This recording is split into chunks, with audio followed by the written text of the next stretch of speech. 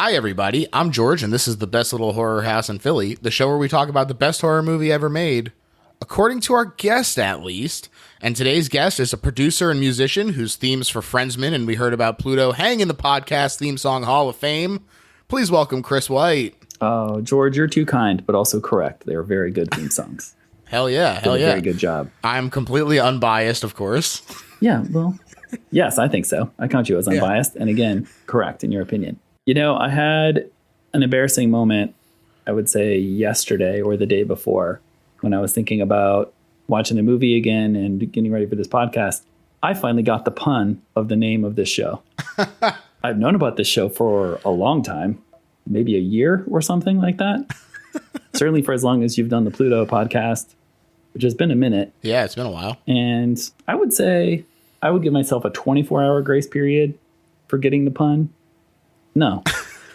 It took me many days. This is the thing. I say it frequently, but if I had known that I was going to be doing the show for more than like 1 week, I would have probably not picked this name because it's super long. You have to be familiar with the best little whorehouse in Texas, right, and then also be willing to make the leap from like a super different genre. It's not like it's a horror movie, right? Right. If it was a horror movie, it'd be like, got it, no problem. But instead, it's like, it's just a left field. It's a sweet movie too, right? Like it's not even middle of the road. It's particularly like a lovey, I would say so, old obscure movie. Yeah, it's a lot what you've done. Sometimes you make a decision and you're stuck with it. That's right. That's what this movie is all about today, I would say. So true, and a perfect segue. It's not really true, but I wanted to do the segue thing. Yeah. Well, before we segue too hard into the actual movie, why don't you tell us a little bit about your history with horror? So I think you kind of came to horror late, if I recall. Is that fair? Yep. Yeah. So I don't think you've said it this way, but I had the thing going where I was like too scared to watch horror movies. Like I was the kid that would like pretend to be sick so he could go home from the sleepover because they were going to put a horror movie on when I was like too old for that to be a thing to do. You know what I mean? And then at some point I like completely turned the corner and was like, what if I change my entertainment diet to be 100% violence only? Wow. And was like, the only sports I like are football and hockey and mixed martial arts. I'm going to be really hardcore into mixed martial arts. Oh, I'm going to watch hardcore Japanese wrestling. Okay, American action movies are not good enough for me anymore. I'm going to start watching like Hong Kong action and stuff like that. So I took like a weird 180. And I think what I kind of came to like about some of those things is the same. It kind of like has a thread that goes into the type of horror movie I like and the reason why I like the one that I chose today, which is I want it to be a brawl that has the highest stakes and that I believe that anything can happen. Mm-hmm. For most of American action, there's no way that we think The Rock is going to lose in any scenario, right? Or even like embarrass himself. It's in his contract. Oh, yeah. So I like totally got bored of watching action, started watching a lot more sci-fi. Back when Netflix was the DVD service. Remember that, kids? Yeah. Wow. Yeah. So I was, living on my own and I would just basically like watch a DVD every night after I got home from doing whatever nonsense I was involved in as like a 20-something. And got very intentional about seeing like classics. And in trying to learn about what classics of genre movies I should watch, I found myself onto a website that had a whole bunch of rejected scripts. And the ones that I was like most attracted to and that were like most fun to read were horror. And what I like came to learn a bit about like how horror movies are made, where sometimes what happens is like a studio is interested in a certain type of movie and they'll just go into the stack of scripts that they own. So they'll be like, all right, Halloween's coming up. It turns out ghosts are hot right now. I'm just going to put my hand into the pile of ghost movies, take a random one out, give the latest like music video director a couple $1 million. The hottest white lady and the hottest white guy that we know are going to be in this. And we'll just mix these things together and we'll make some money in the box office. And instead I found myself reading like Ridley Scott writes an alternative script for Day of the Dead. And it was extremely different than what they ended up making, suffice to say, and was like awesome. And so I was like, okay, well, now I need to start watching horror. Like I've been reading all this stuff, essentially training, I guess, by watching Japanese people throw each other into barbed wire and men in short shorts punching each other on the ground on the face. Sure. And then it turns out, yes, I was ready to watch horror as like part of my obscene amount of violence consumption. And first landed in like a very pretentious place with it, where I was like, I'm going to only like really artsy shit. I'm going to like only like classic shit. I'm going to reject the, like, I still basically don't like any like slashers or anything like that. But where I'm able to like appreciate the cheesiness is in sci-fi horror, where there's the possibility that the protagonist is going to lose or like take serious damage, or like in like zombie genre, for example, sometimes they just like everybody just loses, everybody dies at the end. Sure. And so, Day of the Dead. Yeah. Oh, right. I mean, they don't all die, but they're really fucked. Yes. Yes. So a bunch of my favorite horror movies are sci-fi horror. This one is as well. I think my favorite pure horror movie is The Descent. And my friend Claire stole that from me, snatched that one from me. But I looked at this as an opportunity to put a movie on people's radar that probably wasn't on people's radar because it's old and like sort of grindhousey. And I really wanted to be on this podcast. So I like started pressing you on it. But like a big part of it is I wanted you to watch it because I'm really interested to hear what you thought about it. Because I don't know, I listen to your opinion about horror all the time on this show. And I'm like, well, now I want it to be personal. Tell me what you think about this movie that I choose. The like DJ in me wants to like pull something out that you hadn't heard of before and then hit you with it and be like, well, now this is one of my favorites. And then I like put on my sunglasses and strut away. You know? Boom. Yeah. Hey, look, you had been pressing me on it. You were like, I think you'll love this movie. Let's talk about it. And you were right. And I shouldn't have waited so long because the movie does rock.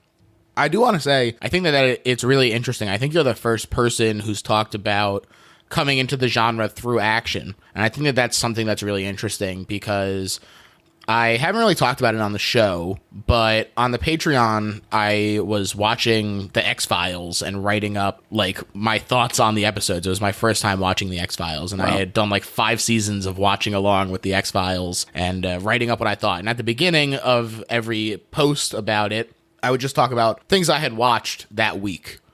And maybe it was still this year. It's hard to, time is time is hard to judge these days. Just stare into the sky and think, how many people had died of COVID? Was it half? So many. 750,000? Roughly. Where were we with this? Which variant was killing people en masse? It was at least 2 variants ago. Oh, okay. At least. Right. So now the audience has a little bit of an idea where we're at.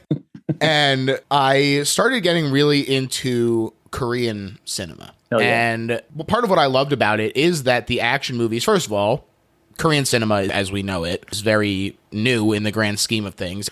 And because of that, it's able to take so many different influences and just kind of put them into a stew. And then that's its own thing. And that's why so many people were like, oh, wow, like Parasite is comedy and horror and all of these things. And that does extend, I think, beyond just Bong Joon-ho's incredible talent, which don't get me wrong, he's fantastic. Right. But a lot of Korean movies do this. And I think a lot of their action movies do have an element of horror to them, especially stuff like Sympathy for Mr. Vengeance and I Saw the Devil. Yes, of course. And part of what I love about these movies is that gun culture doesn't really exist over there. And so it's not a bunch of people like shooting at each other and we're just seeing like CGI muzzle flash. Right. It's hand to hand. It's knives and bats and stuff. And they don't cut so often. And you get to really be like, I'm watching people fight.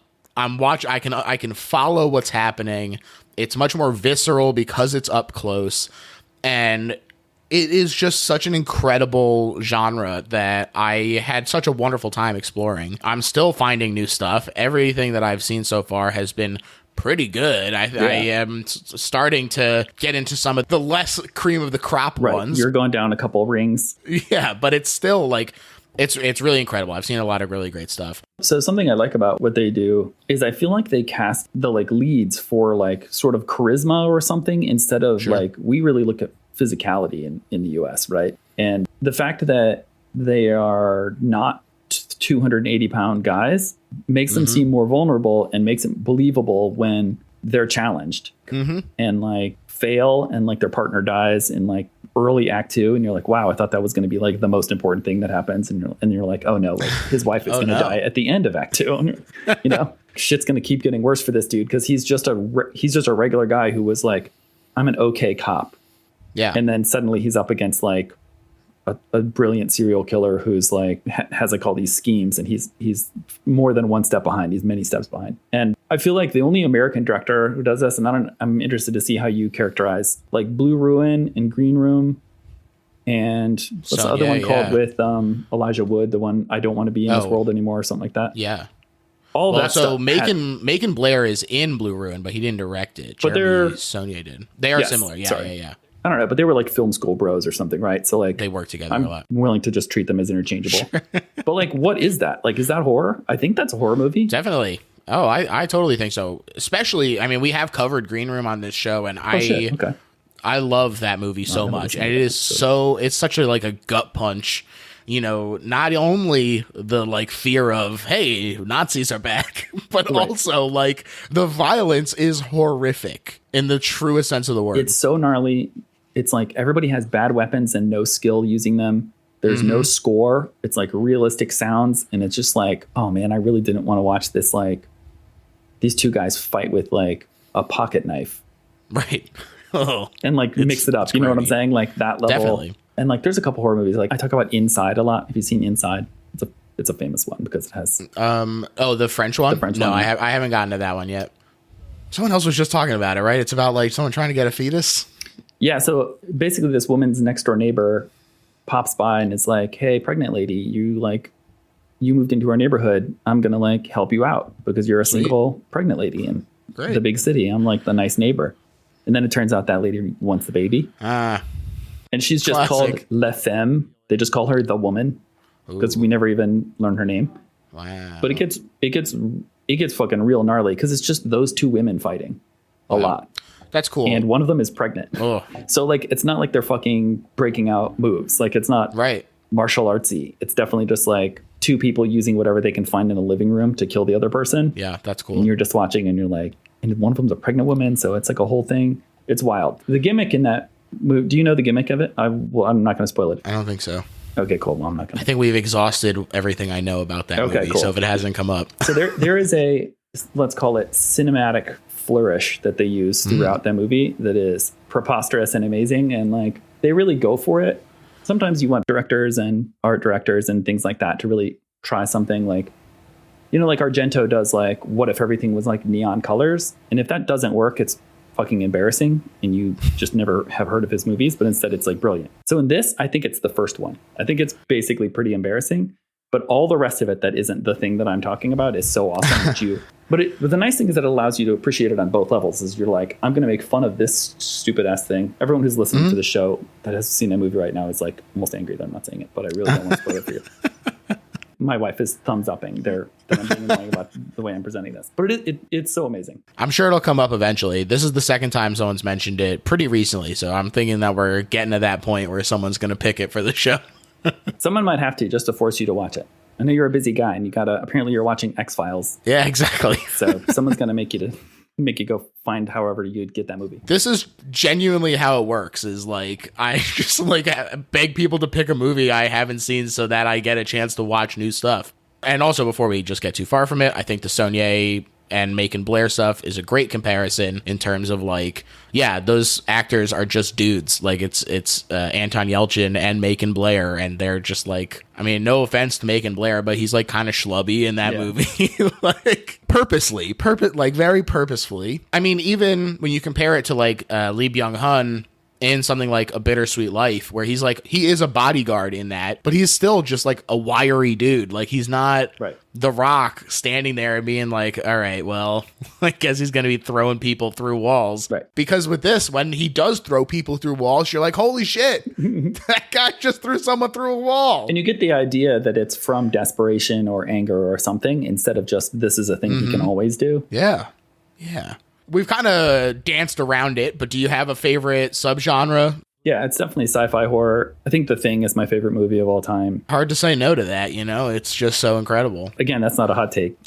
That's not anything that anyone is going to be impressed by. But yeah, I mean, Aliens. Sometimes you don't got to impress people. Yeah. The Thing fucking rules. It's also like, just go ahead and make sure that anyone who's open to seeing The Thing who hasn't seen it, you want to make sure you collect those people and make sure that they watch it. So just put it out there. I'm telling you right now. If there's anyone listening to this show that hasn't seen The Thing, like, I don't know what's happening, but please go watch it. Get to it. Yes. Get to it. Yeah. And then, so I'm one of the people that argues, you know, the Terminator is a slasher. That's great. Terminator 2 is a great action movie. And they're like, the Alien, Terminator, Aliens, Terminator 2, in the mix in there somewhere is some really perfect stuff. I also really like all the Predator movies. I feel like Predator 2 is really underrated as like a schlocky fun movie. It has Gary's so much overacting in that movie is insane. Yeah, I mean, people think that the Game Over Man is the best thing. It's good. It is good. But no, my man has some better lines in Predator 2. Like there's some like extra work that he's doing in that. Like I'll watch sometimes and just watch what he's doing in the background. Like one of my favorite things is there's like a scene where they're in the police station and Danny Glover is talking to the police chief in the foreground, and in the background, Bill Paxton is demonstrating his golf shot to one of the female cops, and the female cop is just standing there like just looking at him like, I just wish you would fall over dead. And he like thinks he's impressing her, and I'm like, that's so fucking perfect. Like everything he does is like, great. Like that. So like this movie is in the spirit of that, I think, where it's like this is a movie you should watch when you are drunk with your boys or you're hungover by yourself and you're not ready to like really get going with your day. Maybe you got some Gatorade, maybe you got some Dr. Pepper, and you're trying to like get those electrolytes in you, and you just want to watch basically a 90-minute chase scene, right? Like definitely. I was writing notes and I was like, I can't believe how much of this movie is chase scene. It's almost all of it. So much of it. Yeah. Also, I'm just like really happy for Bill Paxton that he's in Alien and Predator franchises. Good for him. Oh yeah. Yeah. I mean, he's got a good agent or a good taste or something. Something happened there. Something. They were smart. Also, would those movies even be good without him? We'll never know. Who could say? But the movie we're talking about today is The Hidden, directed by Jack Shoulder, released in 1987. Jack Shoulder worked on pretty decent amount of classic horror. He edited The Burning. He wrote Alone in the Dark. He directed Wishmaster 2, Evil Never Dies, great name, and Nightmare on Elm Street 2, which I happen to love. So there you go. I mean, that's a whole fistful of great horror. I've done. Yeah. I've got 2 podcast themes to my credit. That's about it. It's got some hitters there, heavy hitters. You're close. You still got a lot of podcast game ahead of you. Thanks, bud. And so after Nightmare on Elm Street 2, he said, I was very fussy about what I wanted to do next. Then The Hidden came along, and I thought it had a wicked sense of humor, the cop thing going, and it had some heart to it. There were some sequences I just wanted to see. There you go. The movie was written by Jim Kauf under Kauf, maybe? I don't know. I probably should have looked up how to pronounce that guy's name, but I didn't. So it's either Kauf or Kauf. He's not worth it. Well, the real issue is that he wrote it under the pseudonym Bob Hunt, which is very easy to say. So really his own fault. Although Jack did help to shape the script a little bit, and Jim, on the re-release of like the DVD, did finally take credit and put his name back on the script. Bye, Bob Hunt. We don't need you. We got Mr. Kauf. Yeah. Or coach. His name is a mystery. This other quote, he said, it was written as kind of a romp. You had these 2 characters, and with them you could focus on what it means to be a good person and what it means to be a bad one. I wanted to help shape it in that direction. The writer had wanted to direct it, but since he simply wasn't interested in doing anything more than selling it. So I actually did a rewrite, which mainly involved the characters. I added the whole thing with Detective Beck's family and the little girl. In the original, Beck was married, and there was a whole scene with his wife, but I felt they had kind of a breezy relationship and wanted them to have something stronger, so I added their daughter. That was my major contribution. I mean, it was a really good script. Most of what you see is what Jim wrote, but I sort of beefed it up at the end. Interesting. So, I mean, without the daughter, there's barely a plot, right? It certainly lacks a lot of the punch, I think. I mean, the ending, I think, is wild. Oh, yeah. Oh, we'll talk about the ending. It stars K-Mac himself, Kyle MacLachlan. What a guy. Do we know how he got cast, by the way? I mean, he's perfectly cast, right? Like, he's just the Twin Peaks guy. I do know how he got cast. So they talked about this in the commentary, which I did listen to. I watched it this evening. And it's like a 2-part thing where, first of all, Jack talks about how Kyle came in an audition and he wasn't really that impressed with like his look for it. And then he said, I looked through the camera and he looked totally different. And he said he popped back up and he still wasn't impressed. And he looked back through the camera and he said, the camera does change the way you look. And a lot of us, we look at ourselves in the mirror or in the camera and we say, I don't think that this is flattering to the way that I look. But he says that for Kyle MacLachlan, it really helps turn him into a movie star. Wow. All right. Yeah. What a nice thing to say. And then this was a quote from Michael Nowery, who people might know mostly as the male lead in Flashdance. He said, "I read the script and I really liked it, and Kyle MacLachlan was a friend of mine, and we were auditioning the same day for different parts. So as we were waiting to go in and audition, we talked about it and we both liked it, and we said to each other, I'll do it if you do it. So we made the pact and they cast both of us, and that's how that came about." Oh, all right. He's taking credit. I mean, hey, when you're the Twin Peaks guy and the Flashdance guy, you just need to form up, I guess. Can't lose. Yeah. Yeah, Kyle, he's great. In this, he's great. He's a Lynch regular. Great Claudius and Hamlet. The guy can do it all. Wow. Yep, that's it all. That's it all. Those are the three things. Claudius, the Hidden, and Lynch. Three things. Yep. Speaking of Claudius, Claudia Christian plays Brenda. That's our girl Brenda. She's going on to do queen shit right now.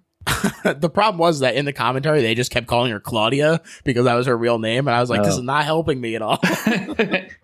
And Shoulder said that she was kind of a wild and crazy girl. She was up for anything, had a really good attitude, and really, really went for the role. And I think that that definitely describes what's going on here. She is really going for it. Now, as far as Nowery, they have since patched things up a bit, but I did find this interesting quote from Shoulder where he said, "Well, Kyle was great, and Michael was very difficult." "It was probably the toughest situation I have ever had with an actor." And now I'm stepping outside of the quote for a second to say he's comparing that to Jack Palance, notorious butthead. All right, back to the quote. "Part of that was him, and I think part of that was me. Part of it might have been that he was expecting to have a huge career. After Flashdance, I believe he thought he was going to be a big star. Now here he was in this little horror film by this little company with this guy whose last movie was the sequel to Nightmare on Elm Street. I think he felt like I didn't know what I was doing and that he'd better protect himself. He wanted to make sure that he sort of controlled his performance. It was my third feature, but I had never encountered an actor who didn't want to do what I asked him to do, or who was sort of diametrically opposed to everything I asked him to do. You often hear that everyone loved each other on a set, and it's all bullshit. Honestly, because of Nowery, I was always a little bit off balance." Oh, wow. I feel like his performance was great, by the way. He is great. And it is interesting, I think, that this dynamic, I don't think it comes across on screen and diminishes the performance at all. No. And it's interesting to hear that he was, pushing back on the direction because, who knows what the direction was. Yeah, maybe it was bad. What we got. Yeah, exactly. Oh, interesting. I also, did he kind of go away? Because I feel like I don't know very much else that he did. Is it possible that he was a dick enough that everyone just got bored of hiring him? I think that might be the case. Nice. Oh, man. The movie had a $5 million budget, made just under $10 million at the box office. Double your money, not too shabby, but not quite what studios tend to consider a smashing success. Despite that, the industry loved the movie, and he was pretty buzzed about getting offered and turning down Gremlins 2. Okay. That was not a good choice. Well, he was mad about that looking back, but he also said that he had so little passion for it that he might have been dreadful instead of the former best horror movie ever made. That's right. I forgot that was also one. A lot of people love that movie. It's fun. It's very fun. Yeah. It's just it doesn't add much for me to what the first one has. Mm-hmm. I don't know. It's just some fun little guys. Maybe I would like it if I watched it again. Just hanging out with the gremlins. It's more Gremlins, Chris. How can you turn that down? Okay.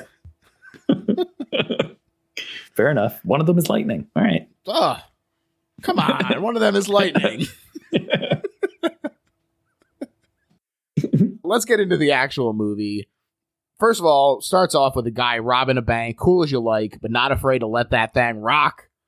We only see it on the CCTV, which rules. Yes, such a cool choice. Such a fucking bold choice to open in shitty, weird angle, green. Oh, so good. It is great. And the guy smiles and then shoots it out.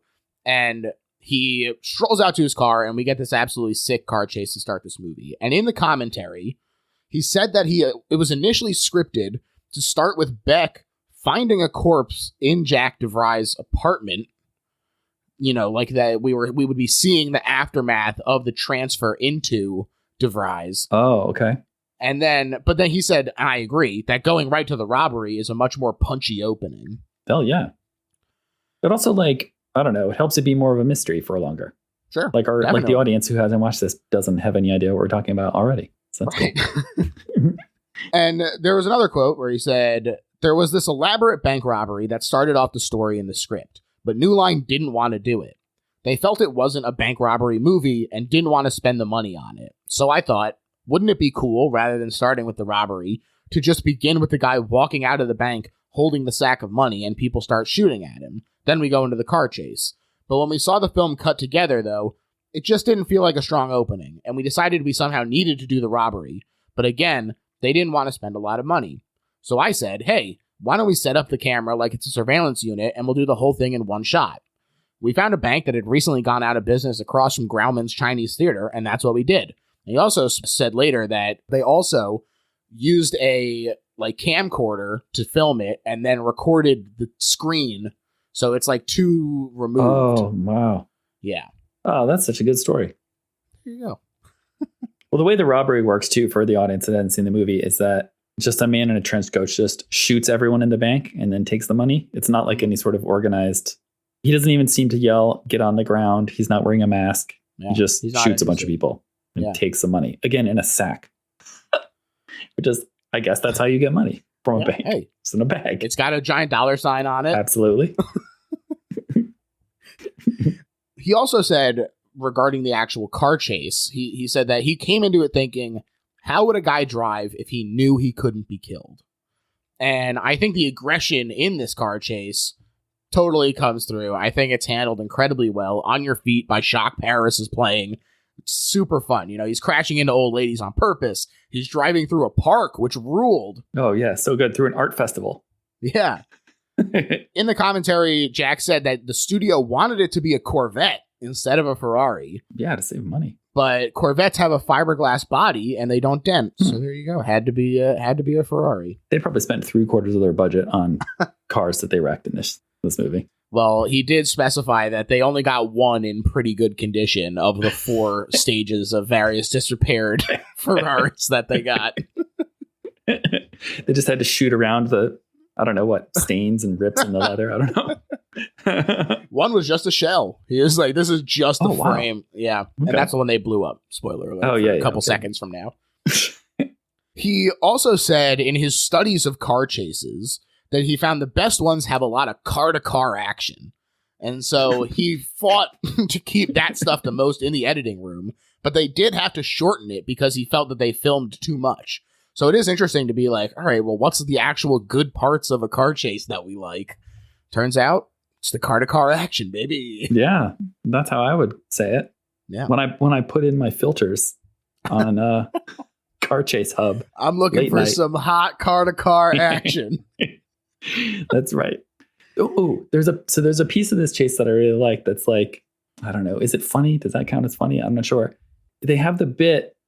There's the old bit where 2 people are carrying glass. A pane of glass. Yes. A pane of glass. And like they try and go left. They try and go right. Try and get out of the way. And then somebody like crashes through the glass or whatever. And in this case, what happens is he just hits both guys and breaks the glass. Yep. He sure does. It's a great gag. It's amazing stunt work. Like this dude really flips over the fucked up in this movie for sure. For he like also $50. Specifically aims for the glass. He's like going for them.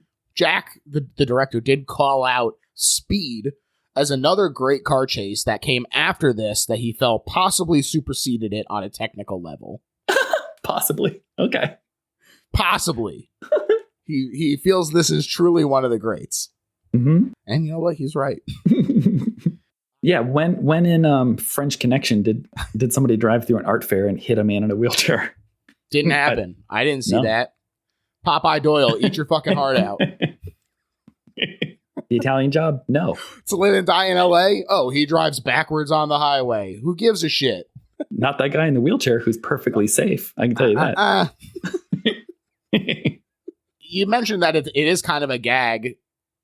There is, I think, funny moments in this. When the cops are investigating and the neighbor's like, yeah, that's the guy, real quiet type. What did he do? Rob a bank? Yeah. Like, yeah, that guy's wearing the sweetest 1980s tennis outfit too. My God, I love that guy. Definitely. Officer Tom Beck arrives at the roadblock. Really great, like, crane shot here as it swings up. And they take the shotgun he takes the shotgun from another cop, which I thought was he does this well. multiple times in the movie where he just says, "Give me your gun." And some other cop is like, "I'm not supposed to do." Oh, okay. You've taken my gun from me now. One time he reaches into the guy's pants and pulls it out. Very outrageous. And that guy just is like, "Okay, sir," and runs away. You don't fuck with Beck.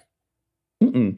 You saw what he did to those dancers in Flashdance. All right. Oh, yeah, exactly. Yikes. You don't want him harassing you at the office. The cops all open fire. He's the last one to leave, firing one last shot as the car skids out of control past them, and the robber gets out, shot to hell and bloody. He laughs and smiles, and the cops all shoot again, blowing up the car. First of all, great creepy performance by this dude. It's Chris Mulkey, who plays Hank in Twin Peaks, so another Twin Peaks connection. Nice. Second off, big old fireball.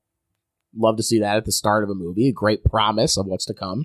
Third off, this dude staggered the fuck out and was not a threat, and they all were just like, no, we don't like what you've done. You're fucking done, dude. The cop behavior is extremely problematic in this movie. It's troubling. It's troubling for sure. I wrote a couple times in my notes, oh yeah, pre-militarized police. They're just wearing shirts. They do okay, though. Yeah, that's because there's always 100 of them. Yeah. Yeah. At the hospital, miraculously, this guy is still alive. And the cops list his crimes. In 2 weeks, he committed 12 murders, 6 with a butcher's knife, and 2 of them kids, wounded another 23 people, stole 6 cars, mostly Ferraris, robbed 8 banks, 6 supermarkets, 4 jewelry stores, and a candy shop. He did a lot of crimes, we must admit. Yeah, he was criming in those 2 weeks, man. Hardcore criming. Rise in crime, he would say every morning. Let's get this crime bread. Beck is the best I've got. I need him, says Lieutenant John Masterson to Lieutenant Ed Flynn, played by Clu Gulager. And he's looking for security since the senator is announcing a presidential bid. In strolls FBI agent Dale Cooper, FBI agent Lloyd Gallagher, like I said, played by Kyle MacLachlan, who was assigned Beck as local law enforcement help. Beck is grumpy but acquiesces and does note Lloyd's youth. Also funny to me when Officer Willis can't make a bucket for his life in Trashketball, but the other guy scoffs and makes it from the other side of the desk. Yeah, the DA from Law and Order. This group of characters really has, like, personality. You know, it'd be very easy, I think, for all of these guys to just fade into the background, but they seem fun. Like, you recognize them as separate characters when they show up later in the movie, and you're like, all right, I know everybody this guy's has some good lines. Yeah. Turns out Gallagher is looking for the guy they just sent to the hospital, so he rushes out, to their surprise, considering the guy's condition. But it turns out the reason is because this guy is a freaking alien. He sits up with no issues, and he barfs a slug monster into the guy next to him. This thing is just heinous looking. Disgusting. Yes. I wrote, slug puppet looks great. Oh, yeah. And my wife made me write down, squeezes in his mouth like the way that a rodent can squeeze into a small space. You know, yes. She's not wrong. And it makes a cool sound like a swarm of bugs outside. What do they call it? The summer bugs? Holy shit. Not locust. Do I mean locust? Fine. Let's say locust. Sure. Like a whole lot of locusts. Locusts definitely swarm. Yeah. Yeah, it is great. I think it really looks like pretty spectacular, especially because it's like there's not that much like puppetry in this movie, but when it is there, you're like, wow, holy shit. This guy gets up and he walks out, much to the shock of the doctors and dismay of Gallagher, who missed him by a hair. One of my favorite moments in the commentary is when, this is very rude of him, and they're just trying to do their job, but I thought it was very funny nonetheless. When Shoulder just starts dunking on the bit players, and he was like, it's really hard in low-budget filmmaking to get good minor characters. This doctor and nurse are just atrocious. Oh my God, he's totally right. Oh, yeah. Yeah. He's like a young black guy, the doctor, and he's terrible. That is a really bad interaction with them. He noticed. Don't need to dunk on them, though. Yeah. I'm sure they got paid $0 and never became anything in Hollywood, you know? It was intense. I did think it was funny, though. He's very frank in the commentary about what he thinks works and doesn't work in the movie, which I always respect. Yes, that rules. Especially when it's a kind of a schlocky movie where it's like, how big a difference, Yeah. like are your best and worst moments in this. All right, fair enough. You're right. Yeah. That was the bad performance. There you go. He clocked it. Oh, something else I wanted to call out. So some of the banter. So you were talking about how you get to know the police a little bit, and they like to really kind of like break each other's balls or whatever. Right. So there's a moment where, because Beck is going to go with Kyle MacLachlan to investigate spacemen, he drops like a bunch of work on one of the other cops. And he's like, no, come on, I haven't seen my wife in a month. And then everybody just jumps on him immediately with every sort of I've been banging your wife type joke that you could possibly have. And then as it's kind of tailing off and as they're kind of leaving, you hear one guy say, yeah, and it seems like she's getting fat. Oh, I missed that somehow. Oh, yeah. And then somebody follows up after that saying, yeah, it's like a beer belly. Wow. Like they must have just been improving it, I guess, because they thought like the scene is over or something. That'll get cut. I was watching with subtitles on because I didn't want to have this movie up too loud in my house that involves a 3-year-old and a 1-year-old sleeping. Sure. And so got to see some of the dialogue.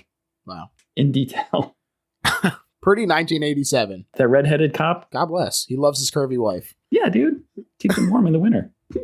The alien takes his skin suit to a record store where he steals a bunch of tapes and a boombox along with some cash and a gun, beating the cashier to death in the process. This is a fun interaction. Oh my God, that guy's so cool too. He's got a crazy blazer. The record store guy. His hair is as tall as he is. Yep. Everybody's clothes in this movie are insane. Somehow Beck, who is just is like a cop wearing a suit, who usually looks the worst, right? Like usually the like lead cop is wearing like terrible. He looks fine. Sure. Everybody else looks absurd. Like everybody else looks like it's 2010 and they're doing a 1980s party. That was actually some of the direction he pushed back against. He was like, I actually think I should look pretty good in this movie. Beck and Gallagher are kind of like sniffing each other like dogs a bit, seeing who's going to be the alpha here. But Beck is impressed enough to listen at least when the police sketch comes back as the guy Gallagher was trying to get him to find after the first skin suit died. Gallagher warns him about this guy that they're chasing. He sees something he likes, he steals it. Something gets in his way, he kills it. Ooh.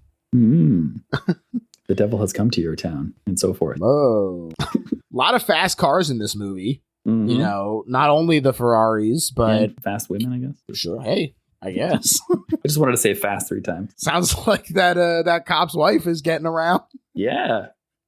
Gallagher also drives a Porsche that he says he stole, which is funny that he's so honest about it. And after clocking the senator, while greatly disturbing the patrons of a diner with the boombox and farts, the alien chases after a red Ferrari he sees, although his host's heart problems present more of an issue than the gastritis that was just causing him to rip some damn farts very loudly in the diner. That his performance is great because he's pretty scary, but also farting. That's hard to do, I think. Yeah. William Boyett is who plays that guy. Bravo to him. Bravo Billy to B. him. Yeah. He follows this Ferrari to the dealership where he gets in a scuffle because he wants the car that the guy is buying. He fights with the security guard and shoots him while the other two are doing coke out of a fun sports car container. Yep. I thought it was very funny that I was like, oh man, that thing is really fun. And then in the commentary, Shoulder was also like stoked on that prop. He was like, oh man, the prop master brought it over. And I was like, that's it. It's a great prop. So something that's notable here, I think, is that I think in a modern movie, the slug would make it so that the skin suit is like stronger and faster and things. And that just isn't true in this. Yeah. Like, I think that's a really neat feature. The fact that he's infecting like an accountant and like a sick dude from the hospital, it's like just the only body he can find. That's just as good as the body is. Right. Yeah. Or as my note says, still farts and runs terribly. I do really like that. I think it's really interesting. It's something that's not done that often, but the sort of like decaying body really emphasizes that he is just puppeting it. Yeah. You know, when later Kyle MacLachlan is like, they're dead. You're like, yeah, no shit. These guys are fucking dead. Right. And it also like alleviates you of the like issue that the Aliens movies a little bit have, which is like, okay, if you put that big slug down inside somebody, it would kill them. Right. Mm-hmm. Yeah. Like even if it does the rodent trick where it squeezes its like rib cage or whatever, it's still going to like squish some organs and shit. You're definitely going to die if it You don't have space for that stuff in there. No. You mostly don't have space in your torso. Yeah. There's all kinds of guts. Occupied. Yeah.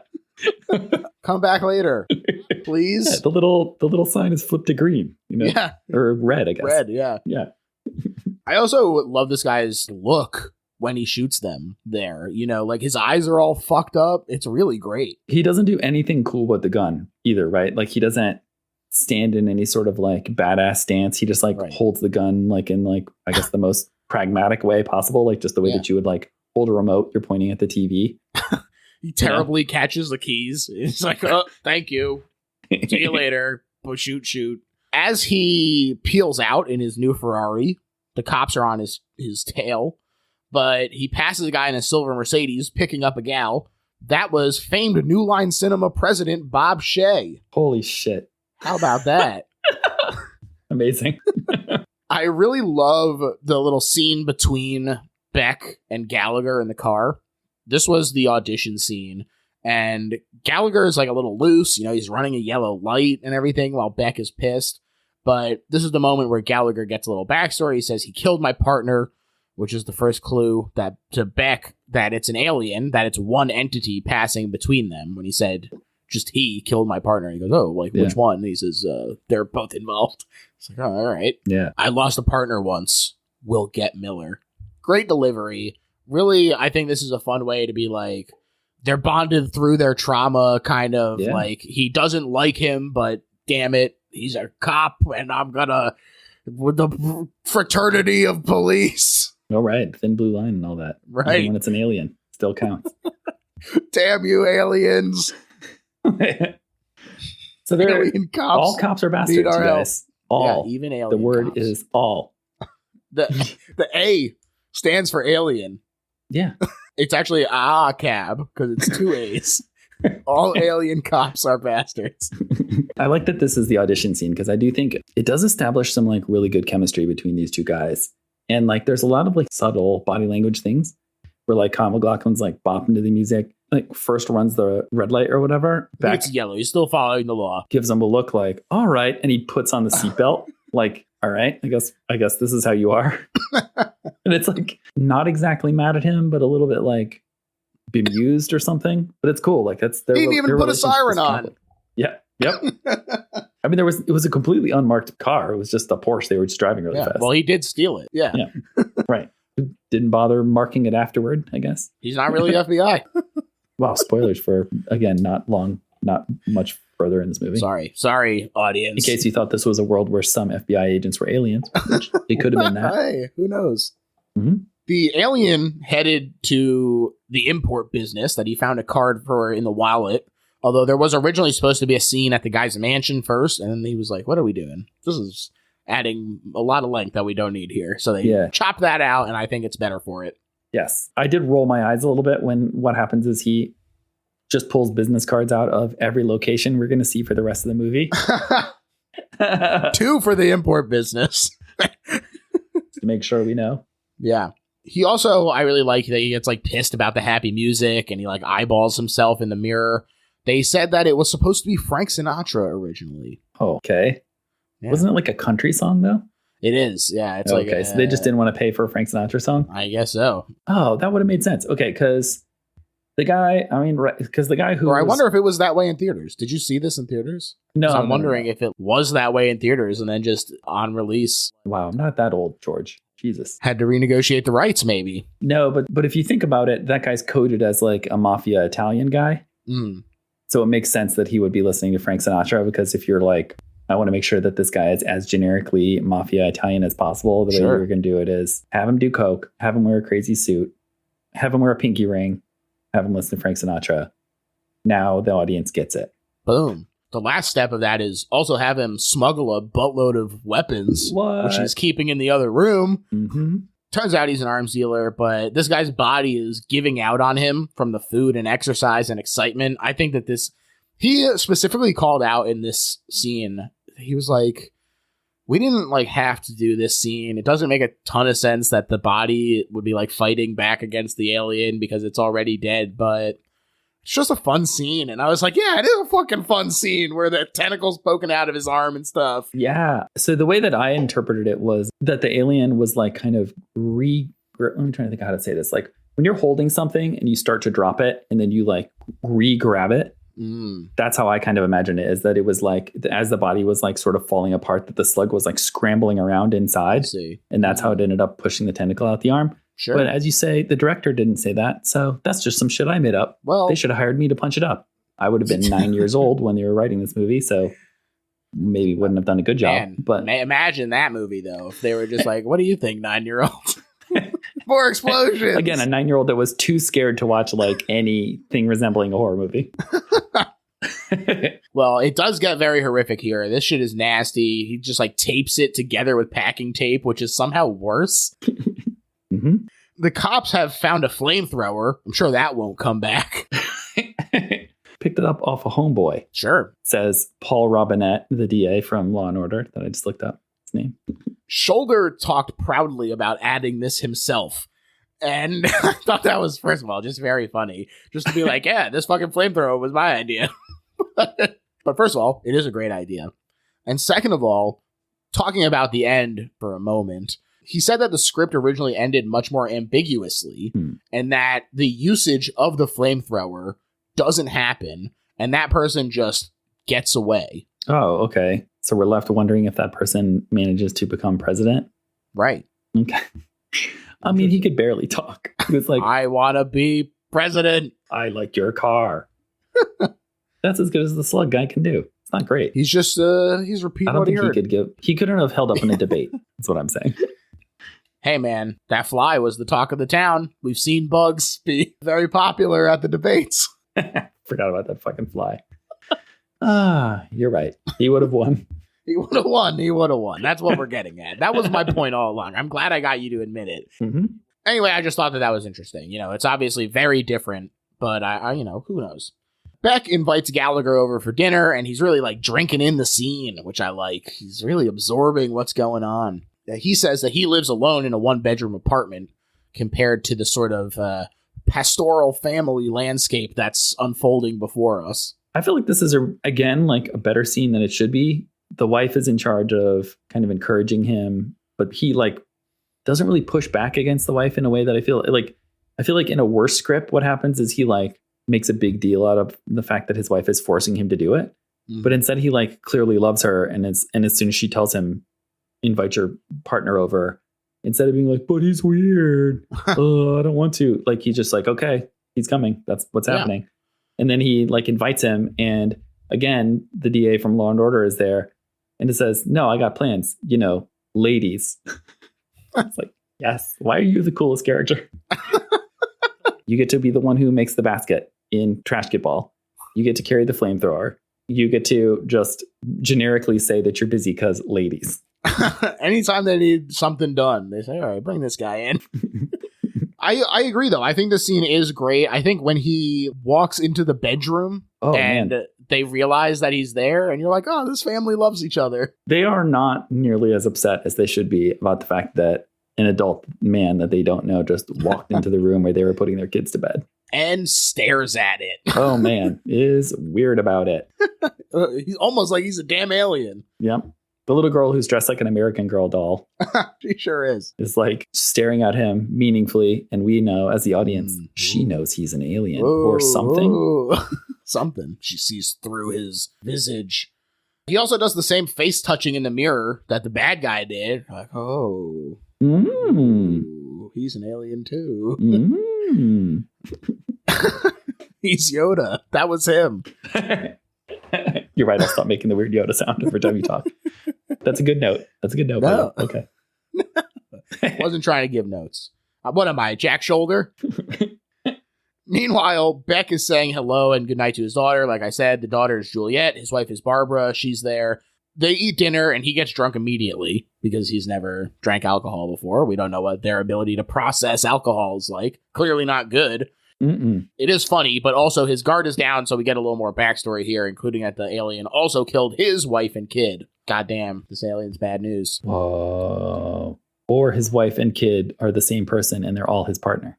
Whoa. I don't think that's true. They never specify otherwise. They didn't say in the commentary if that was or wasn't true. Yeah, it's like he killed him in a metaphorical sense. Mm-hmm. The alcohol causes him to pass out at Beck's, but he's roused in the night because a cop found the Ferrari downtown at the Harem Room Club. Which we know from the business card. Exactly. Classic callback. Mm-hmm. Sharp-eyed viewers will notice. Extremely neat construction in this movie. Yeah. Everything they introduce, they pay it off. No problem. Absolutely. Mm-hmm. And it's this like camera, it's like a great pan down over the guy with the camera while he's sitting at the bar, and he's sitting there with his bag of guns and he's bleeding out on the table. It's fucking gross. He's just farting and bleeding. And everyone at the strip club is like, that's how it goes. Yeah. This is who comes into strip clubs these days. This is the classic patron of the Harem Room Club. Mm-hmm. Claudia's money thong is amazing. Yep. And he thinks so too, because he follows her backstage to her displeasure. They said that she worked out that routine herself and that it was originally a Tina Turner song. Wow, okay. Instead, it's this awesome song that says, I want to be a bad girl over and over again. And it was fun. Awesome. Yep. And she was a bad girl. Mm-hmm. She kills a lot of people in this movie. She really does. Shoulder said the alien chose her because she looked like she was having fun. Oh, okay. Great reason. I mean, he's also clearly horny. Like something you didn't mention in the where he's in the import place is that there's like a statue of a woman, like a classical statue. Sure. With like its arms missing, and he like rubs its boobs. Oh yeah, that's what he likes, baby. So he's horny, I guess, even though I don't know, he's a slug. Sure. So that's weird. Hey, it's a good thing that he landed in America and not friggin' Greece. He'd never leave the damn bedroom or the damn museum, I guess. Rubbing statues all day. Yeah. Yeah. Who's going to stop him? A docent? No. Yeah, right. Yeah, right. He's an invincible slug. The cops all go in, but they let someone leave first. It's Brenda. She's acting very strangely. Also, I have never seen butt cleavage before like this. Oh my God. What a dress. She's wearing an insane dress that shows butt cleavage. Truly, this is a remarkable dress in just like, not even like a horny way. It's just like, I've never seen a dress like that. She gets harassed by this guy on the street wearing a Lamborghini jacket. And since the cops are like, hey, leave that Ferrari alone, she takes him up on the offer to follow him to the lot and check out his car, which I apparently foolishly assumed would be a Lamborghini. Mm-hmm. Not the case. Fool. You're a fool. It is a nice car, but it's not a Lamborghini. It is a green Cadillac that they painted to match the jail. And this green is also on her jacket. It's a nice color motif that persists through the whole movie. Okay. Yeah. Seems unnecessary, but great. God bless. And then she fucks him to death in this car and steals it. Mm-hmm. She takes a moment to rub her own boobs in the rearview mirror for a second. Right. Because again, he likes rubbing boobs, sometimes on statues, sometimes on his own self. This is the equivalent of when the guy like looked in the mirror and he was like, oh, my face is weird. Now he's like, all right, let's feel out the old chest area. Yep. See how everything's going down there. It's going great. He does get into it too. He's like, okay, all right. The cops are in pursuit. This is actually the assistant director on screen left and Shoulder himself on screen right. Oh. Yeah. Wow. But she opens fire and destroys their car before speeding off. Beck and Gallagher do spot them and chase after her, but she sees them as well and blows out their window. Mid-chase gunfight. Very fun. It's almost better than car-on-car action. Oh, almost. Almost. Mm-hmm. She crashes into what I thought was a store at first, but it turns out it's like a mannequin factory. Yep. It's creepy, that's for sure. Just a lot of neon and mannequins. It's the neon and mannequin store. Right. This leads to a fun shootout. She didn't even flinch at getting shot multiple times, which stuns Beck. He's very taken aback by this, even. Nice. Mm-hmm. She heads through a door labeled Neptune. It's probably why he's named Beck, by the way. I thought it was because he's a loser, baby, so why don't you kill him? Little classic reference to musical artist Beck out there for the kids. I mean, did you think I didn't laugh because I didn't get it? Or No, just for the kids. Okay. For the kids. Oh, for the kids. Okay. For the kids. Okay. I don't know if they know Beck. Probably not. In the time of chimpanzees, he was a monkey. That's him. Mm-hmm. Kids. I like this Neptune label. I don't know if it was a joke or not, but it made me laugh. So there you go. Well, how is it a joke? I don't even know. Just because they're aliens. Oh, fuck. Okay. I was like, why would a mannequin factory be called Neptune? That's where I was stuck. Because they're aliens. But I didn't get the joke of the podcast name, so. Well. Shows where I'm at, I guess. It's all coming together today, folks. They chase her to the rooftop where Beck gets knocked over and hangs from the ledge. Gallagher shoots her and saves Beck, though, and then he uses like a funky-looking gun to compel the alien out. But rather than accept this, I'll kill you first, and then launches herself through the neon sign and onto the pavement below. Amazing stunt. Great performance by Claudia. This, like, gagging on the alien and, like, having it change her voice and everything. I just think this whole scene is pretty damn spectacular. Yeah, it really is. It's upsetting, the shootout where she's just not really participating, just kind of standing there getting shot and shooting back at them, and then followed by this big stunt. It's a pretty solid. I'm trying to decide if it's the best set piece. Maybe. Really good. It is really good. Dog goes to check her out though, and her eyes fly open. Preposterous scenario. Obviously you see this coming, but it's still like pretty shocking and effective when it happens. I mean, it's upsetting because you don't want that to happen to the dog. But I was bumped by being angry at how lazy the cops are, where basically they're just like strolling up on the body and the dog runs up to it first. Like, you know what I'm saying? Like, imagine what everyone else is doing in that scenario. Like the cop that's the owner of the dog is just like, well, he ran away to go and mess with the body. What am I going to do? Classic crime scene tampering. The coroner's like, we found dog hairs inside the bullet wounds. Don't worry about that.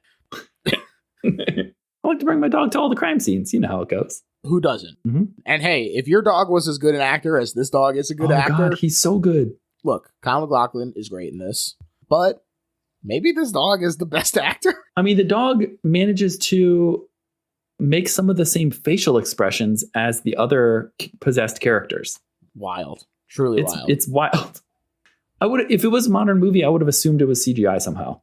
Wow. That they made him make the same like lick the lips thing, make the same like dead eyes. I don't know. It's really good. Yeah, the dog is awesome and cute. And very cute. Yeah. That's a big plus. Yep. Kyle MacLachlan, also very cute. Not as cute as this dog. Yeah. The dog has moved away, though. He's looking at him from a distance and growling. And so Gallagher has lost the trail. He's very upset about this. It does a really good job of selling being upset, too. Like, I mean, it is maybe because the director was taking it so seriously and like these are very talented actors. When they wanted to put some gravity on this movie that is like kind of silly movie about a pleasure seeking, like thrill killing slug. Sure. When they want to make you upset as an audience, you are like, they pull it off. So yeah, even the like smaller emotional scenes, like later when there's like the hug between Beck and his wife, you're like, wow, this is like a nice, powerful moment between the two of them. Beck demands an explanation, but Gallagher is pissed about this whole deal and he stalks off. So Beck has him arrested. And there's a really cool shot here where he like walks into a close up, but it's a wide lens. Just a nice little shot. And I do like the glimpses we see of Beck's family life with him calling to check in with his wife so she doesn't worry. That's a nice little touch. Yeah. News comes in from the Seattle FBI office that Gallagher is supposed to be dead, killed in the forest fires recently with his friend Robert Stone. They never found Stone's body, though, and the picture they wired over is a friggin' Kyle MacLachlan. Whoa. The guy from Twin Peaks. Holy shit. Also, question. Do you think the forest fire was the UFO landing? I do think that. Okay, good. The dog staring at itself in the mirror is so funny to me. Again, does a good job. I mean, it's ridiculous that they wrote that in the script because they were like, all the other guys stare in the mirror. Why wouldn't the dog do it? It's like, right. Gotta check out the new bod. It's going to be a dog looking in the mirror, though. Is there any way we're going to make this not stupid looking? The dog almost does it. Tries so hard. Really does. Put it all into that shot. Well, it leaves a little something in the gas tank because it launches through the goddamn window of the door. Whoa. Kills his master. Kills his master. Master! Mm-hmm. Comes through, looks like Gordon going through the Friday the 13th Part 4 window. Yeah. Yeah, just a fucking great dog actor. Knocks out Lieutenant John and takes him over instead. Looks very pleased with itself. Just fantastic scene. Beck confronts Gallagher and said, well, I'm gonna continue to call him Gallagher. That's fine.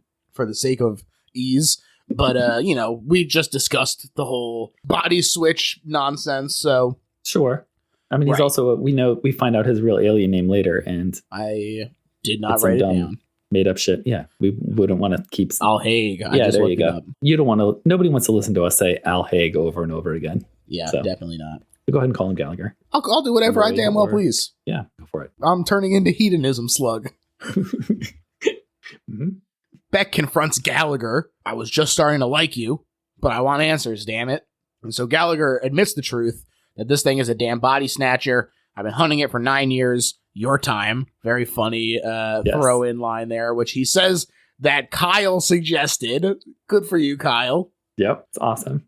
Beck locks him back up in disbelief, though, and I love this transition with the cell slamming shut. Just looks fantastic. Yes, I wrote it down as amazing edit. It says, McLaughlin says, a career in the police didn't prepare you for this, did it? And then they cut to Beck and he says, yes, it did. And they cut back to Gallagher and it's the cell door slamming shut in his face. That's what cops are going to do. We're just going to throw you in jail then until we figure it out. Classic alien situation. I don't have an excuse to do anything more violent to you, so you're going into jail. He should count himself lucky, honestly. Yeah. Aliens don't have rights, according to the cops. Yeah. A-C-A-B, as we... Right. Yeah. Lieutenant John, who is now an alien, is eyeballing the senator's speech for some trouble, but gets distracted when the lab guy is testing Gallagher's weapon. He and Gallagher both can sense it shooting a laser beam, and then it explodes. So Lieutenant John here takes the opportunity to grab it. He holds Beck hostage and reveals himself by saying, I already shot you once, and I can't wait to do it again, making him take them to Gallagher, but also shooting a cop who tries to stop them so they're all aware and shoot the lieutenant. What a fun, reveal and, confirmation of what's been happening. Just a threat. Yeah, that's an awesome moment. I will say the cops were pretty quick to shoot their boss. They had been waiting for this moment. It really kind of felt that way. Yeah. They Serpicoed his ass. Oh, yes. They do Serpico his ass, for sure. Beck manages to knock away the alien gun, but the cop who shot the lieutenant gets too close, and he gets shot in the dick for his trouble. Dude, the cops get fucked up in this scene. They sure do. And Beck runs over to let Gallagher out, and he gives him the alien gun. And here comes the Terminator. That's right. He's running around. He's shooting Danny Trejo. Dude, Danny Trejo shows up. Amazing. He is immediately shot. He says, what's going on, you hippie? Blam. Fucking dead. Why did they say hippie? Okay. This guy's clearly a hippie. Mm-hmm. He also blows up the gate with a damn grenade, which fucking rules. Yep. He tries to seduce our guy over to the dark side, revealing his alien nature fully to Beck, saying, yes, the Altarians, filthy people. But being human is better, and they have nothing to stop us from taking over. Ooh. That's right. Beck does a good job of looking suspicious, but not too hammy about it. It's a good moment for him. Again, a good actor who, I guess, got himself out of Hollywood by being too much of a dick. The lieutenant whips out a damn rocket launcher, but Beck domes him. Amazing squib. So much blood sprays from his head. Aside from the puppet work in this, the squib work, very, very good. Definitely. Yeah. The force turns him 90 degrees, so he shoots the rocket at the door and explodes that in a grand fashion as well. Very fun. Yeah, just cool choreography. He escapes in the chaos, but they know he'll have to change soon, and I'll be there. Gallagher also reveals that the gun doesn't work on human flesh by shooting him. Yeah, I don't know if you need to do it that way. Could have just told him. You could have said, hey, this doesn't work on humans. Right. That's not the least plausible thing that you've just said to him. So I feel like if he's going to buy something, this gun works on aliens only, he's going to maybe buy it. Maybe. At least try. They need to get him while he's between bodies so that it'll work. A literal trail of blood leads them to the corpse of the lieutenant, and it's revealed that this guy got into Beck's friend, Officer Willis. Sad. Wah, wah. He's dead. Willis is at the location for the senator's speech, and they've got the message, so he goes loud, killing a cop real quick. The senator is running for the back entrance, so we've got a three-party race here happening that I really like, with Willis taking a lot of fire, but refusing to go down, Cool sequence. Yes, really good. I would say the only thing that stops this from being like perfect is that frequently the cops yell things like freeze and drop it to him after 95 cops have already shot him and he's returning fire the entire time. Yeah. Hey, they figure violence hasn't worked. Maybe now it's time to try negotiating. Is someone going to Mirandize him? They don't have to anymore, according to the Supreme Court. Jesus. Beck takes 2 to the gut when he runs dry on ammo. First of all, very fun that running out of ammo actually has repercussions in this movie. And then also, it's just a really great performance. Like, it's sad when he's fucking dying there, and McLaughlin's like, no, my friend Beck, my one human friend. Yeah. And also, they're not even really friends, so it's like, oh, no. They're fast friends. Sure, all right. Oh, you know what? At this point, I'll allow them. I'll cut them some slack. I'll say, sure, they're friends. He didn't just lock him up. Here's what we've decided. That guy's wife, sexy but thick. These two, friends. These are the things we've just decided for this movie. Sure, also, canon. The thing I made up about the slug needing to scramble around in the body. These things are now canon. Absolutely. Take that, shoulder. Willis finds the senator cornered in a closet, and when the rest of the gang gets there, Willis is just a skin sack. He's got the senator, and Gallagher knows. Very fun moment there. Gallagher lies to Beck, who is weak as hell, that he says that they got him, and Beck is taken to the ambulance. Another good moment. Yeah. There's a press conference where the senator does in fact say, I want to be president. I didn't understand his press secretary. It seems as though she saw the confrontation occur between Skin Sack 1 and, or what is his name? Willis, the cop. Willis, right? And the senator. But then later she's just cool with it all. So maybe she didn't see it. I think that she's just being like a scheming politician, and she's like, I don't want to commit to either direction until we can think about what's the best possible way. Sure. She knows that in the original script, he goes on to be president. So yeah, right. She's like, might as well stick with a winner, even if it's a slug. Hey, Animorphs made a whole damn series out of basic. Wow, holy shit. I'm brain blasting right now. This is fucking Animorphs. Oh, no. Or rather, Animorphs is this, I guess, because Animorphs came later, but that's about alien slugs coming to Earth and sneaking into people's brains to get into positions of power. Oh. Holy shit. Who is that writer again? What's his name? I believe it is a woman. It's K.A. Applegate. No, but the writer of this is Koff or something. Oh, Kof. yes. We couldn't decide. He got ripped off by the Animorphs lady. Yeah, well, she does a lot with it. Also, nobody in this can turn into animals, except for the alien. It's a good ad by her. Yeah, definitely. Yep. I feel like it adds a lot. It's a pretty big difference.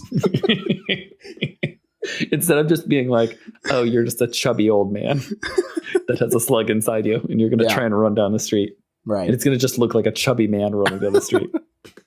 Let's have him chased by a tiger, maybe. Yeah, she's right for being like, it'd be cooler if this is a tiger. Yeah. Gallagher bursts through. He eats a few bullets as he heads for the senator with the damn flamethrower. I can't believe it came back. Just like Hitchcock predicted. Yeah. Yeah. Great stunt as this guy is in flames. Oh, it's really good.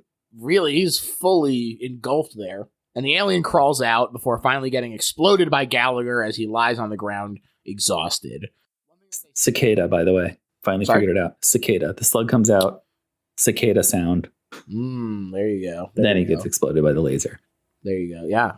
It has his little death rattle. One thing that they did say in the commentary that I thought was interesting, I don't know how I felt about it, was that there was more puppet footage here where it came out and got pretty big.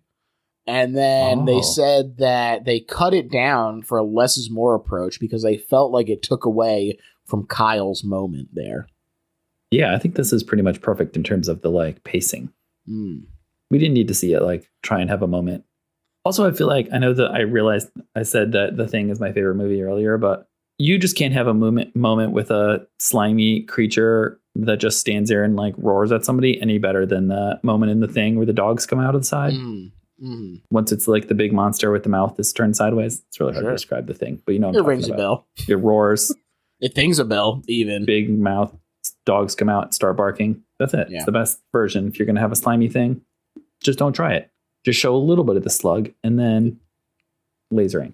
There you go. The Faculty. Tried it. Varying degrees of success. But yeah, so this is all done, and they're at the hospital now, and Gallagher is recovered and standing, but Beck is fading fast. So Gallagher leans over and he transfers his alienness into Beck's body, revealing that his particular species of alien is just a bunch of light, not a gross slug like the other guy. Yeah, definitely better to be light than that slug. Definitely. Although it was funny that the slug was like, hey, you're fucking disgusting, you light motherfucker. Oh, I didn't even think about that. That's true. I have to say, for me, this ending is so fucked up and horrific. Right? The family now lives a lie. Yes. And the daughter even is like... kind of knows and goes along with it? I'm clocking that this is like not dad, but the alternative is I have no dad anymore. It's like really, this is some psychological torture at the end here. Just insane ending. Yeah. It is sappy. It is sappy. It's sad but happy, which I have now combined into sappy. But it is, I think it's really great. I think it is a fun ending. I think it does feel a little better to have this sort of conclusion as opposed to being like, oh, the president or the senator just like fucks off and is going to become president, I guess. I think it is better to have it kind of wrap up a little more completely. And it does that. It's great. Yeah, it's still a bleak ending, but the scale is smaller in a way that like feels more like intimate and personal instead of just being like, okay, fine. Yeah. Okay. The world ends or some shit because the slug takes over. Yeah. Classic slugs. Whatever. We've all heard that story before. Now, the story where what happens is the protagonist turns out to just want to steal his buddy, clearly established to be his friend, person that he cares about, steal his entire life. Established by you. It was up for debate, in my opinion. So I was shipping them. Yeah, I don't know. Just snatch that wife. I mean, she was a babe, you know? Sure. It seemed like a good kid. She seemed nice, you know? She did seem nice. The children are our future, they say. Yeah. And why not take that one, I guess? But now, Chris, we've reached the part of the episode where we sum up why this isn't just a good horror movie, but it is, in fact, the best horror movie ever made. Better than The Thing, even. Better than The Thing. So I'm going to let you start. Even though the slimy scene is not as good as the slimy scene. Nonstop action, a little bit of heart, an amazing amount of heart for as much time as it has. Better performances than it deserves. I mean, I feel like it has like substance and trash in like a perfect mix. In a nice, neat little bundle. There's never a slow moment. Whenever there's exposition, there's either like a powerful dramatic moment or there's like some good jokes. It's like every little minute of it is great. The trashy rock music is like somehow good, right? Yeah. Did you enjoy? Oh yeah. Did you enjoy that? Like the alien is like, that I'm listening to this. The opening car chase when they're playing that. I added that song to my phone. And so it like cuts in and out, and I was like, is that Dio? It's not Dio, but big compliment to that singer that I thought he was Dio for even a second. Yeah. So it's fire songs, fast cars, Brenda the dancer is great. I mean, I feel like this has everything that you could want from a grindhouse style Friday night horror movie. Yeah. To me, this is the best horror movie ever made because I think it is funny. I think that's it. Like it sets out to be funny, and I think does accomplish that, which is not easy for a horror movie to do. Also, I think that it takes The Thing, it takes a little bit of Body Snatchers, it takes some Terminator action, and it blends them all up. You get this like hedonism versus humanism battle that's happening, where it's like helping others versus the selfishness of this other alien. Yeah, well said. I think there's a lot going on thematically. I think that Shoulder himself put it pretty well where he talks about this could have very easily just been a forgettable B movie. And it does kind of raise itself above that, you know. I think that the term elevated horror is kind of bullshit, but I think that this does elevate itself above movies that I would consider its peers. I'm not saying that it's like better than other genres, but I think that if you have 100 directors make this movie, I think that this is going to be the best example of it. That this is the cream of the crop of this sort of cops chasing down an alien kind of story. And I think that they just knock it out of the park. It's really fun. It's really funny. The gore, when it's there, is good. The acting is good. The chases are good. Everything's good. It's a damn good movie. It's the best horror movie ever made. Better than The Thing. Better than The Thing.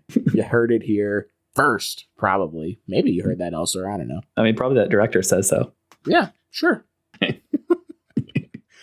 Chris, I want to thank you so much for coming on the show, man. First of all, the movie was amazing, so thank you for introducing it to me. I'm so glad you liked it. Absolutely, I did. Please tell the people where they can find you, hear you. I mentioned you're a producer for Friendsman. Yes, so please subscribe to Friendsman. Please also check out George's other project. Have you heard about Pluto? Did you hear about Pluto? We've heard about Pluto. Have they all heard about Pluto? Psych Boys, the podcast. All of the above. All of the above. Also, check me out at XYT Music on Twitter. I feel like I've met great people through these other pods. I look forward to meeting some cool horror nerds that are in your kind of Twitter sphere. And if anyone else has their own podcast project and they would like some music or bumpers or anything, sound effects, anything like that, I'd love to work and use that as kind of a way to get to know people and connect to people's projects. So hit me up for some podcast content. The music that Chris makes is incredible. The Friendsman theme song is incredible. I'm stoked on the We Heard About Pluto theme song. Look, don't tell the boys, but it's my favorite part of the show. Yeah. Just kidding, guys. I'm your favorite psych boy? That's what you're trying to say? No, okay. Look, Reegs has positioned himself as the post-prime, and no Bezos pun intended there, even though he does show up quite frequently. But yeah, I think that you are Psych Boy number one. So. Yes. I'm glad they finally know. As far as my plugs, you can find me on Twitter at LittleHorrorPHL. The username applies pretty much everywhere, including Instagram and Letterboxd. You can also check out the show on Patreon if you're enjoying it. There are great bonus episodes about all kinds of stuff. Paul Ritchie came back from Continue, and also Goosebuds, which is a great podcast, to talk about 13 Assassins, the Takashi Miike movie. Very fun. Wow, gnarly. Very gnarly. Yeah. I forgot that it was Takashi Miike. It was a Saturday morning and a bunch of people were chilling at my house and were all right, let's just put something on to have something on in the background while we're sitting around. I'm like, hey, how about this kind of cool samurai movie? And I put it on. Immediately he has a sex slave that he's cut her arms and legs off. Mm-hmm. And her tongue out. And her tongue out. It's a lot of Miike doing his stuff. And I was like, oh yeah, I forgot about the insane ultraviolence in this movie. This is totally not background fodder for people just doing some things around the house. It's interesting though that I think it does actually connect pretty seriously to this movie in terms of that hedonism versus humanism element, where that is definitely an element of 13 Assassins as well. So if you want to hear all about that, check out the Patreon episode about it. There are also more specifically horror stuff. Clay Tatum just came on to talk about PT, the playable teaser for Silent Hills. Rules. Branson Reese came on to talk about the 13 best horror shorts, animated horror shorts from 1929 to 1952. Truly anything and everything that you can imagine. Wow. Video games, animated horror shorts. We talked about The Simpsons Treehouse of Horror. Me and two of my friends, we all ranked our top 10 from the first 10 Treehouse of Horrors. I mean, I don't know how else I could convince you all. If you're not already on the Patreon, what the heck? It's so much good stuff out there. And thank you to everyone who came back. A lot of familiar faces you'll see over there. So check that out. Send me an email with a question for the mailbag at bestlittlemailbag@gmail.com, because I always forget to plug that. But there is some starting to show up, because every now and then I do remember. It's a clever name. Thank you. I get that joke. We did it. We did it. Rate and review if you're enjoying the show. All right. That's it. I plugged a bunch there. So thanks, everyone. Thank you. Bye.